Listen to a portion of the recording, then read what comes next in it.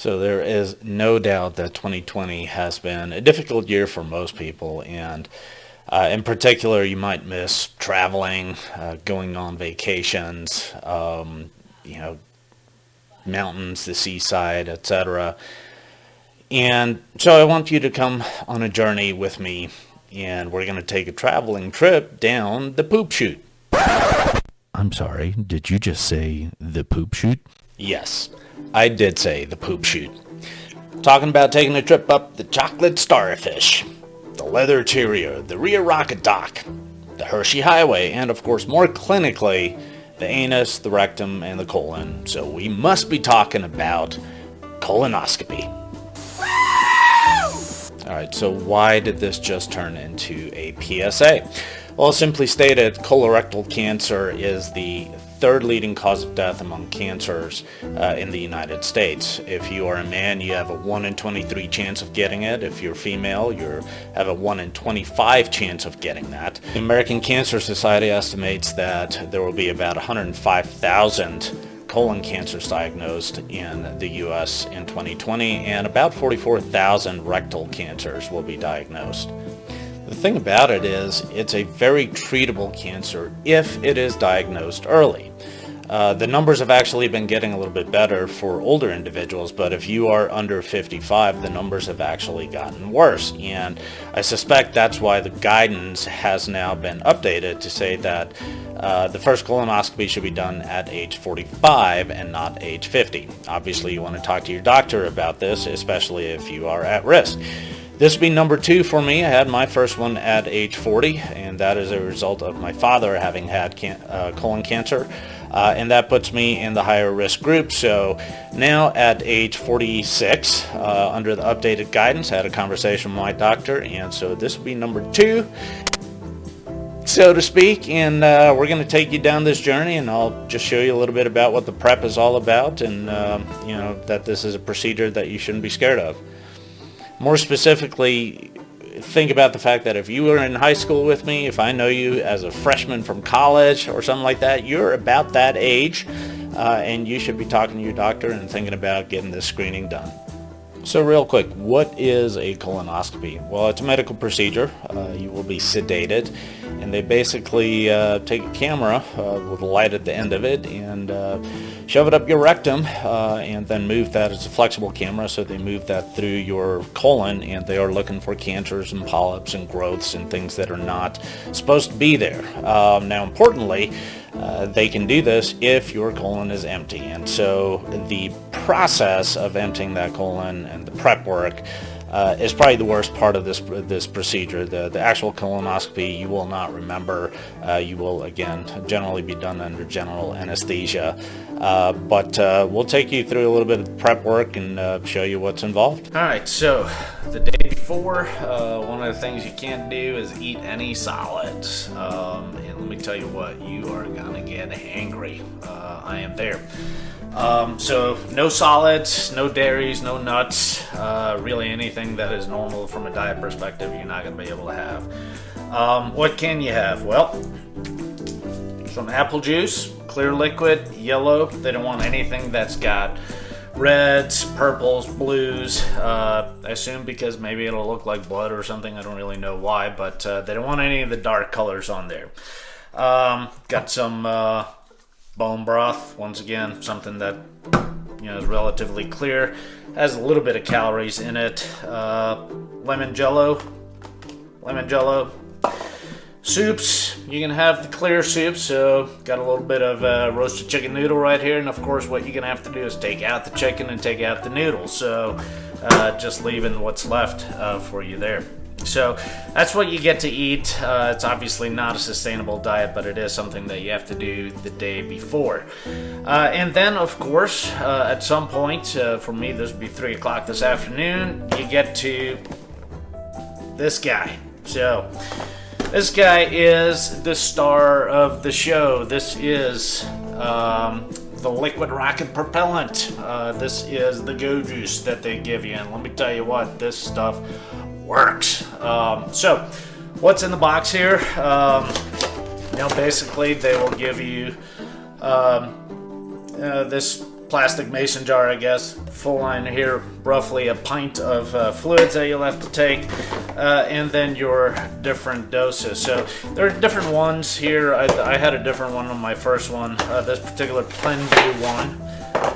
What you've got is dose 1, which I will take at roughly 3 o'clock this afternoon, and then dose 2 and dose 3, 2 packets, which will wake me up early at 3 o'clock tomorrow morning. My procedure is actually at 8 a.m.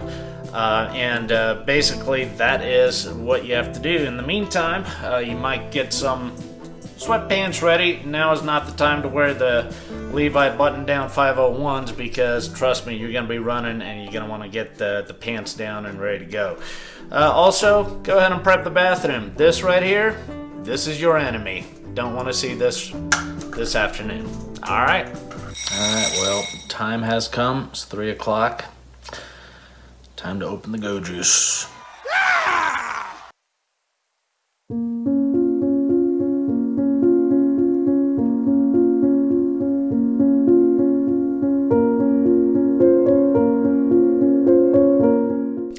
Now, as I recall from my first colonoscopy, it doesn't come on quite as quickly as you think it might, but it eventually is going to get you. It'll get you there, and let me tell you, it is. I think the only way you can describe it is that it is like colon blow. Is that what you're having for breakfast? Sure. Haven't you heard? Fiber is really good for you. Well, there's fiber, and then there's high fiber. Try this. Colon blow. Sounds delicious.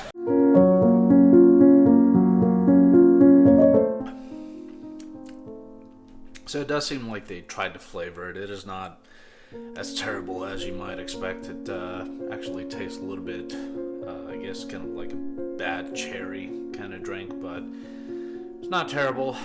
We got 30 minutes to finish this. Like I said, it's not bad, so I'll probably finish it faster than that, and then the clock will be ticking.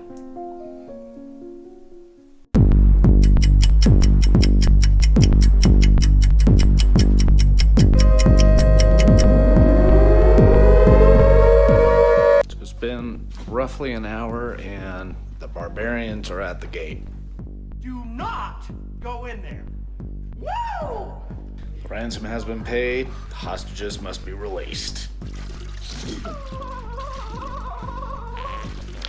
Negotiations were successful. It's time to deposit the proceeds at the porcelain bank.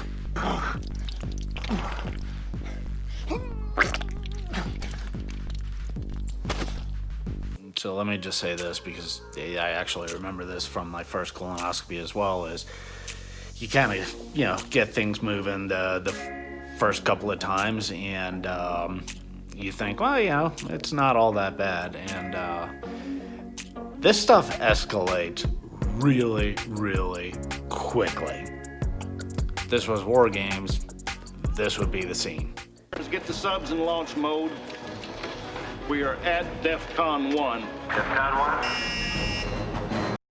1? Alright, well, good morning, everyone. It's about 3 a.m. Pretty early. I'm pretty tired, hungry, and just time to get to dose number 2.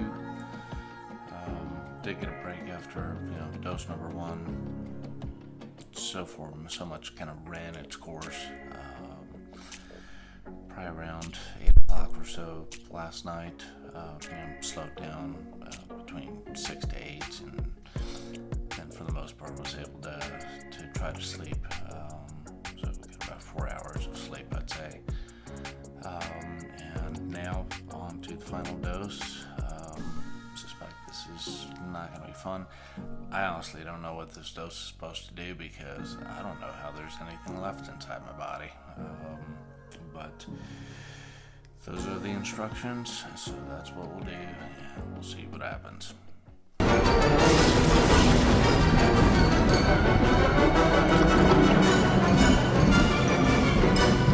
Now, Homer, breathe into this mask. I feel great. Alright, so it's a little bit after 9 o'clock, and I'm back home. Procedure is done. Everything went well. A little bit about the prep this morning. I now get why you've got the number 2. Think of it kind of like a wash cycle, right? You've got step 1, which is dose 1, which is the detergent, get things clean, and then you've got step 2, which is a extended rinse cycle, is I guess the best that I could try to describe it as. So, and it definitely did rinse, but hey, it's important so that they can get in there and see what's going on. Overall procedure went well. They did find one polyp. Doctor thinks it's not cancerous. They do send these things off for biopsy to make sure that it is not.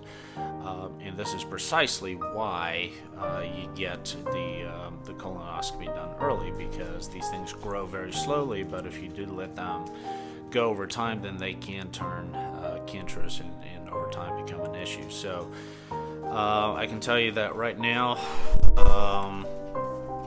enjoying a little bit of Starbucks. I'm a little bit cranky. I'm hungry. Gonna get some breakfast, but again, pretty easy process. The procedure itself, I remember none of it. Right, you get in there, they wheel you in there. Then you see the guy hook up the syringe of the propofol, and for the most part, once he starts injecting, I do wish that they can get that to body temperature, because it's kind of cool and you can feel it go down your arm. The other thing is that I was a little bit dehydrated. I went from 185 pounds down to just a little bit under 179 pounds over the course of the afternoon and this morning. As a result of that, my veins were kind of flat, and so they missed twice on the IV, once here, and they finally had to go to the left side and get me an IV on that side, which is not preferred because you end up laying on your left side for the procedure. But again, once they give you that propofol, it takes about 10 seconds, that stuff hits, and it is wonderful. And then you're out, and you come out of it pretty quickly. As I was out of it, as they were wheeling me back to the recovery room, and pretty quick after that, probably within 10 minutes or so, I was up and about, and I was able to walk out and have Sam pick me up, and so that's the procedure. Talk to you doctors, get it done.